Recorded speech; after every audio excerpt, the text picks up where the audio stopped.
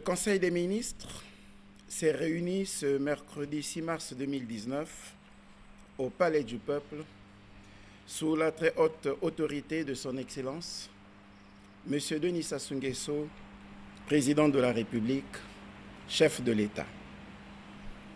Cette affaire était inscrite à l'ordre du jour, à savoir 5 projets de loi et 2 projets de décret, tous au titre du ministère des Postes, des Télécommunications et de l'Économie numérique. Au regard de l'aperçu général qu'en a donné le Premier ministre, chef du gouvernement, introduisant les dossiers de son gouvernement, l'ensemble des textes en discussion traduisent la matérialisation par l'exécutif de l'engagement pris par le président de la République, chef de l'État, devant le peuple congolais le 20 mars 2016, au travers de son projet de société, la marche vers le développement allant plus loin ensemble, notamment s'agissant de sa volonté d'arrimer le Congo au développement de l'économie numérique. Il s'agit, au terme de ces textes de grande importance, de promouvoir le développement du numérique dans notre pays, mais aussi, en s'inspirant des instruments internationaux, régionaux et communautaires, de protéger l'État et les usagers des risques majeurs qu'induisent le développement et l'attrait des technologies de l'information et de la communication. En effet, a rappelé le Premier ministre, chef du gouvernement, si la révolution numérique a été à l'origine d'importantes mutations à tous les niveaux de la société, elle a, dans le même temps, accru la vulnérabilité des États, des organisations et des individus en raison de l'interdépendance croissante de produits et de services vitaux. C'est d'ailleurs pour cette raison qu'au niveau international et communautaire sont adoptés une série d'instruments auxquels les États sont tenus de se conformer. Il en est ainsi, par exemple, au niveau international, de la Convention de Budapest sur la cybercriminalité, de la Convention de l'Union africaine sur la cybersécurité et la protection des données à caractère personnel, et au niveau communautaire, notamment au sein de la Communauté économique des États d'Afrique centrale, CEAC, et de la Communauté économique et monétaire d'Afrique centrale, CEMAC, de la loi type CEAC-CEMAC relative à la cybersécurité, de la directive loi type CEAC-CEMAC sur la lutte contre la cybercriminalité et de la directive loi type CEAC-CEMAC sur les transactions électroniques. C'est au terme de ce préambule ainsi posé que le Conseil des ministres a procédé à l'examen tour à tour des affaires inscrites à l'ordre du jour de sa réunion du 6 mars 2019. 1. Des projets de loi au titre du ministère des Postes, des Télécommunications et de l'Économie numérique. Projet de loi relatif à la cybersécurité. Invité par Monsieur le Président de la République à prendre la parole, Monsieur Léon Juste Ibombo, ministre des Postes, des Télécommunications et de l'Économie numérique, a présenté le projet de loi relatif à la cybersécurité qui vise à mettre en œuvre une politique nationale et globale de cette problématique tout en fixant un cadre général en la matière. Le projet de loi en examen reconnaît l'importance des infrastructures essentielles de l'information pour notre pays et identifie les risques auxquels est confronté l'usage des nouvelles technologies de l'information. C'est ainsi qu'il traite de l'ensemble des mesures de prévention, de protection et de discussion, des mesures d'ordre technique, organisationnel, juridique, financier, humain, procédural et d'autres actions permettant d'atteindre les objectifs de sécurité liés à l'utilisation des réseaux de communications électroniques et des systèmes d'information. Il ressort de l'exégèse de cet avant-projet de loi que le titre 1 définit autant les concepts et la nature des opérations utilisées dans le domaine de cyberespace que les principes généraux de cybersécurité. Le titre 2 détermine pour sa part l'ensemble des activités de sécurité des systèmes d'information et des réseaux de communications électroniques, notamment l'audit obligatoire, la protection des réseaux de communications électroniques et la protection des systèmes d'information. Le titre 3, quant à lui, en enrichissant l'œuvre du législateur, telle que formulée par la loi numéro 9/2009 du 25 novembre 2009, portant réglementation du secteur des communications électroniques, innove en fixant le régime de la cryptologie au travers de l'encadrement juridique des activités de la cryptologie et les sanctions encourues par les prestataires des dites activités. Après avoir fait le tour de la question, le Conseil des ministres a approuvé l'avant-projet de loi relatif à la cybersécurité en vue de sa transmission au Parlement. Projet de loi portant lutte contre la cybercriminalité. Présentant le projet de loi contre la cybercriminalité, à la demande du président de la République, le ministre Léon Juste Ibombo a tenu à rappeler que l'essor des technologies de l'information et de la communication a favorisé de profondes mutations dans la manière de concevoir et de réaliser les activités humaines. Et que, de façon paradoxale, la révolution technologique a également favorisé l'irruption de nouveaux dangers et de graves menaces. Des agissements répréhensibles de toutes sortes, attentatoires tant aux intérêts des particuliers qu'à ceux de la chose publique, se multiplient. Il en est ainsi de la fraude en ligne, de la diffusion de contenus pornographiques mettant en scène des enfants, du piratage, de l'usurpation d'identité, du traitement illicite de données à caractère personnel, etc., etc. Ainsi, les acteurs du monde criminel ont su tirer profit de l'insécurité du cyberespace qui découle de la vulnérabilité et de l'insuffisante maîtrise des technologies de l'information et de la communication. Un phénomène nouveau, dénommé cybercriminalité, trouvant son espace de prédilection dans l'environnement dématérialisé, est apparu. Sa particularité réside dans sa transnationalité, son immatérialité, sa volatilité et l'anonymat de ses acteurs. La législation pénale congolaise actuelle, n'étant pas adaptée aux spécificités de la délinquance numérique, aussi bien en droit substantiel qu'en droit procédural, il est apparu, dès lors, nécessaire de renforcer les dispositions du Code pénal en vigueur dans notre pays en ajoutant les infractions commises par le biais des technologies de l'information et de la communication. De fait, le texte proposé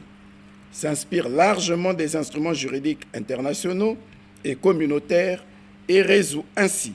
la question de la transposition dans la législation nationale des normes régionales et communautaires. Ainsi, le texte en examen, avec ses 108 articles, répartis en 33 chapitres et 5 titres, définit les infractions liées aux technologies de l'information et de la communication, ainsi que les peines encourues par les délinquants, tant correctionnels que criminels. C'est le cas des atteintes à la confidentialité, à l'intégrité, à l'introduction et à l'interception frauduleuse des données, des systèmes d'information, au traitement illicite des données à caractère personnel. Sont également prévus et punis par la loi en projet l'abus de dispositifs et de l'association de malfaiteurs informatiques, la pornographie infantile, la xénophobie par le biais d'un système d'information, la violation des normes relatives à la publicité par voie électronique, à la prospection directe, à la cryptologie. Enfin, le projet de loi en discussion n'a pas exclu les cas de vol, d'extorsion, d'abus de confiance, d'escroquerie, de recel d'informations électroniques, de tous actes dolosifs, de blanchiment de capitaux et d'exploitation illicite des données à caractère personnel. Tout comme il est fait état des infractions portant sur des atteintes aux droits d'auteur, sur l'usurpation d'identité numérique, sur les atteintes à la défense nationale et sur la responsabilité pénale des personnes morales. Le titre 3, quant à lui, définit les techniques procédurales et probatoires en matière d'infractions commises par le biais des technologies de l'information et de la communication.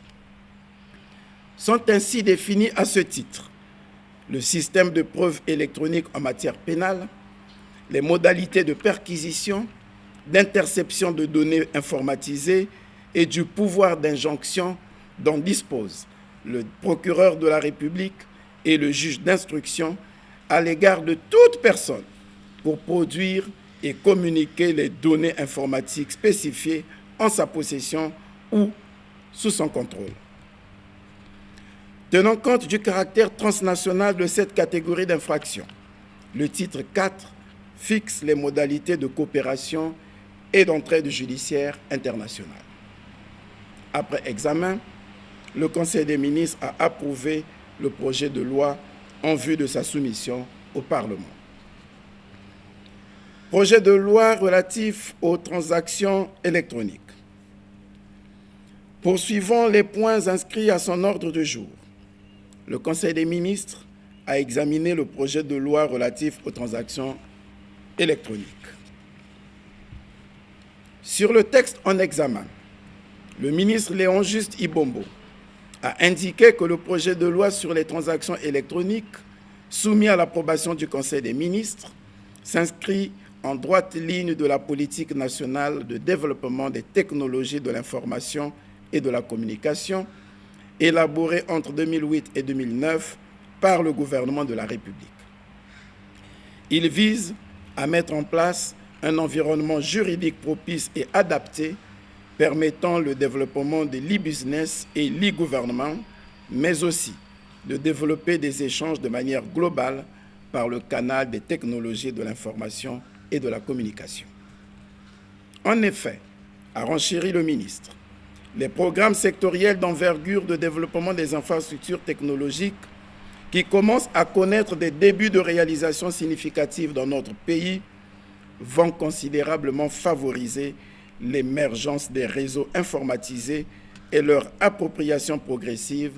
aussi bien par les acteurs du commerce que par l'administration et les personnes publiques. Dès lors, la tendance irréversible est à une constante augmentation des transactions électroniques qui s'opèrent déjà dans plusieurs secteurs de notre économie, notamment dans les domaines de la production, la promotion, la vente, la distribution de produits et les échanges par des réseaux de télécommunications ou informatiques. Toutefois, a-t-il poursuivi, force est de constater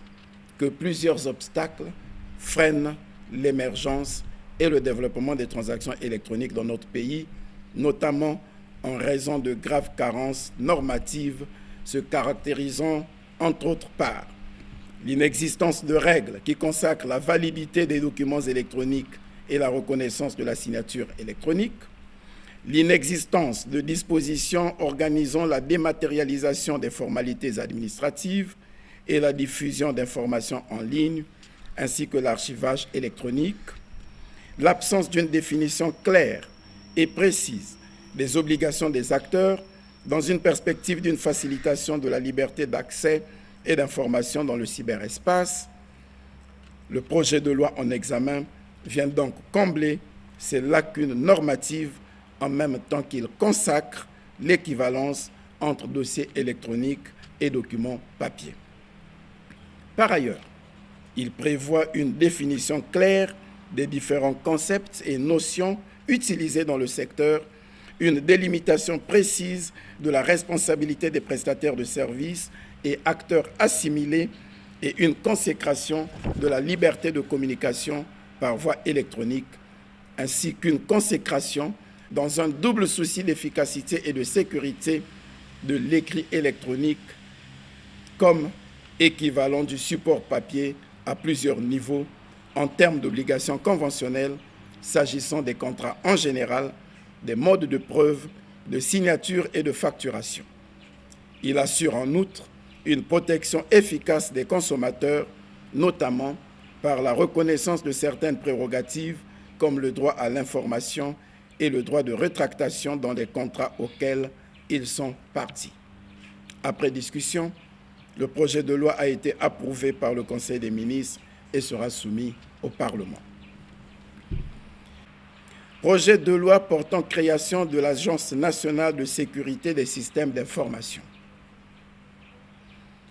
Invité à nouveau par le président de la République à prendre la parole,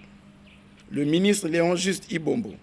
a soumis au Conseil des ministres l'examen du projet de loi portant création de l'Agence nationale de sécurité des systèmes d'information. Prenant la parole à cet effet, le ministre des Postes, des Télécommunications et de l'Économie numérique a rappelé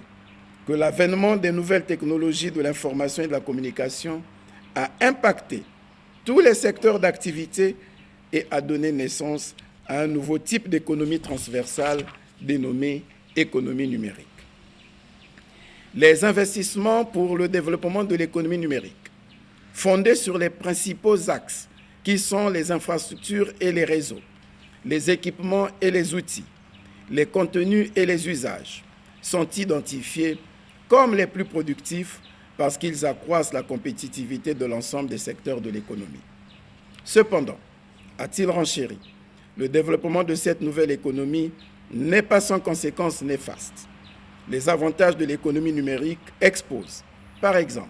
tout État ou toute entreprise ou encore tout individu aux nouveaux risques concernant notamment la protection des données à caractère personnel, les transactions électroniques, etc., etc. Face à cette insécurité réelle qui menace tant aussi les réseaux que les infrastructures numériques sur lesquelles se repose non seulement la sécurité et la souveraineté des États, mais aussi son économie, chaque État met en œuvre un ensemble de mesures de prévention, de protection et de dissuasion. Ces mesures sont d'ordre juridique, institutionnel, technique, financier et permettent d'atteindre les objectifs de sécurité fixés à travers les réseaux de communications électroniques et les systèmes d'information pour la protection de la vie privée de ses citoyens. C'est pourquoi, en plus de l'adoption des lois relatives à la cybersécurité, à la lutte contre la cybercriminalité,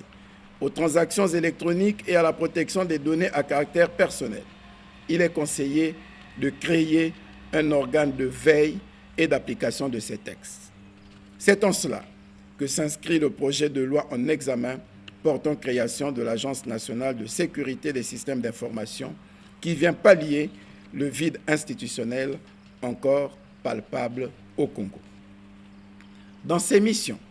telles que définies à l'article 2 de l'avant-projet de loi,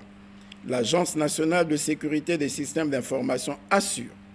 pour le compte de l'État, le contrôle et le suivi des activités liées à la sécurité des systèmes d'information et des réseaux de communications électroniques. En tant qu'autorité de certification RACIM et de certification principale de l'administration publique, elle est en outre chargée de garantir la protection du cyberespace national et d'assurer le suivi des activités liées à la cryptologie réalisées par les organismes publics et privés sur le territoire national. Après discussion, le projet de loi a été approuvé par le Conseil des ministres pour être transmis au Parlement.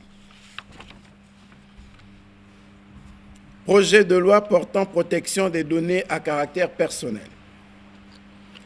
Le projet de loi portant protection des données à caractère personnel, à l'instar des autres textes soumis à l'examen du Conseil des ministres de ce jour, répond aux importantes évolutions technologiques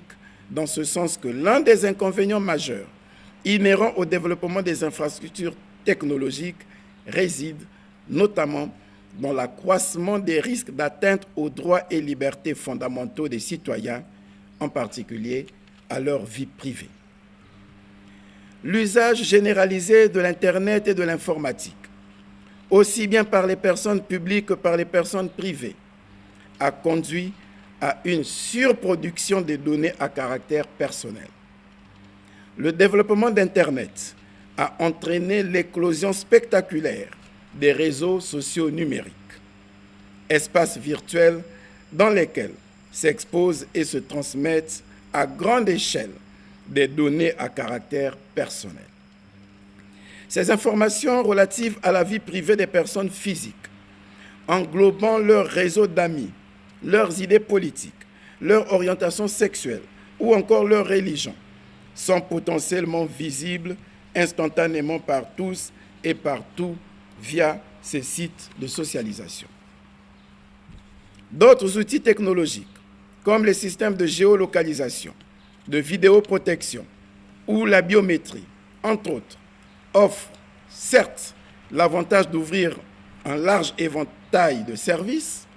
mais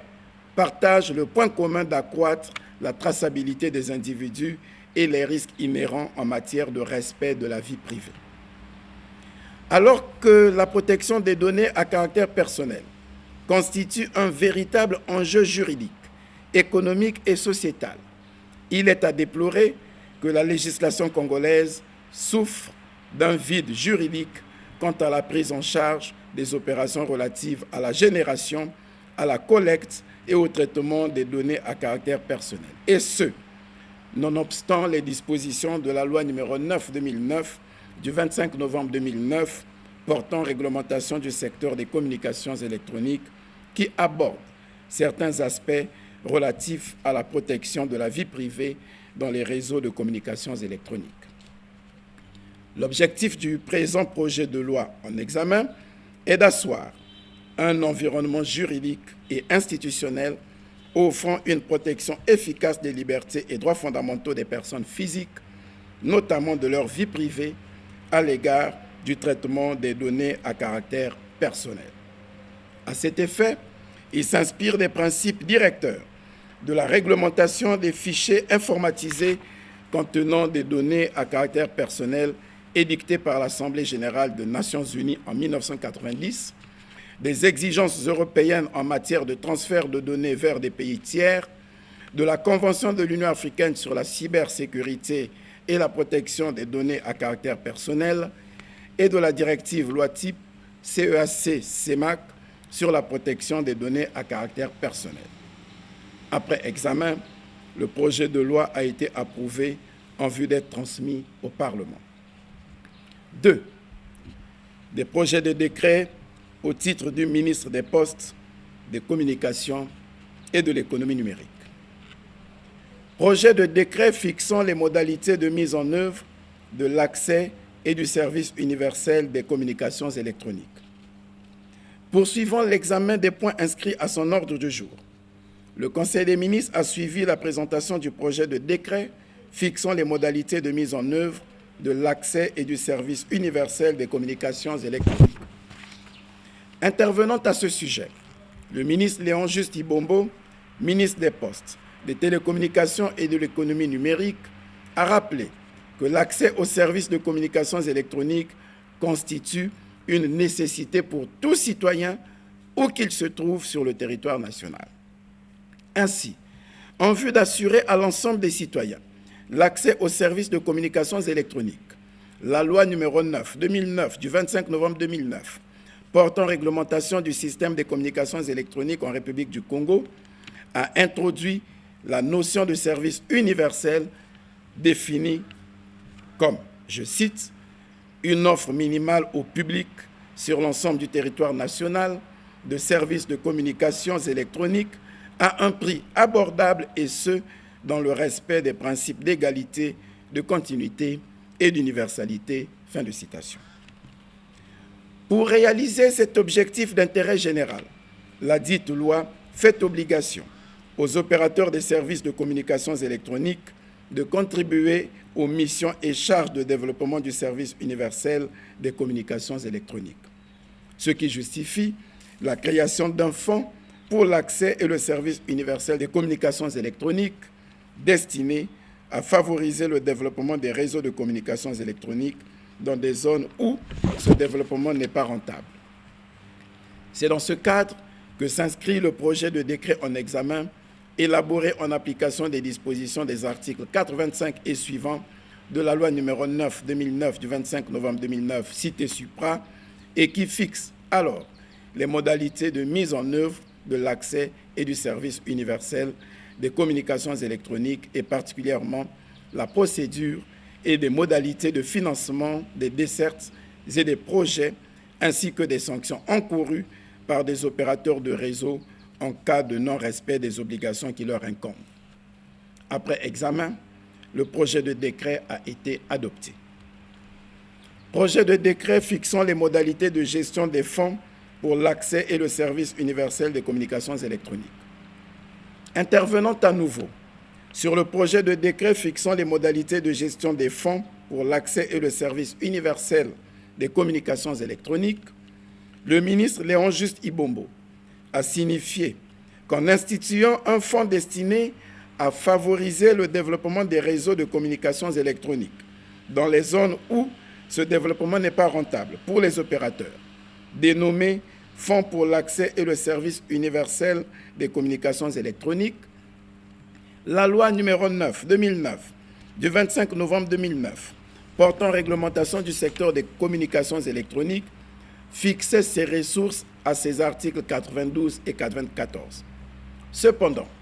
le législateur avait préféré confier, au terme de l'article 95, la charge à l'exécutif de fixer par voie réglementaire les modalités de gestion de ce fonds. Le décret en examen définit donc par voie de conséquence les organes d'administration et de gestion du fonds et fixe la répartition de compétences entre le comité de gestion et l'agence de régulation des postes et des télécommunications électroniques. Après examen, le projet de décret a été adopté. L'ordre du jour étant épuisé, le président de la République a levé et clos la séance. Commencé à 10 h, la réunion du Conseil des ministres a pris fin à 12h25.